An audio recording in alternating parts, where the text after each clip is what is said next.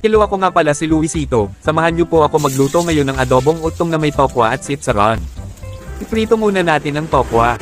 Pagkatapos maprito ng tokwa, bawasan lang natin ang mantika.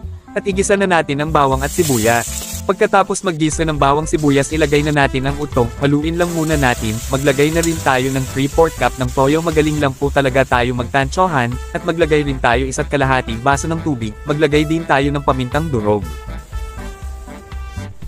Tapos isunod na natin ang Knorr 4 cube at ilagay na din natin ang kalahating sachet ng oyster sauce, makalipas lang ang ilang sandali ilagay na din natin ang tokwa natin na prito. Maglagay na rin tayo ng 1/2 cup ng suka, at isunod na din natin ang chicharon, at haluin lang natin ulit. At makalipas lang po ang ilang minuto, luto na po.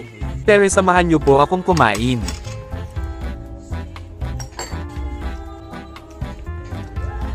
Maraming salamat po ulit sa lahat ng sumusuporta, bye-bye.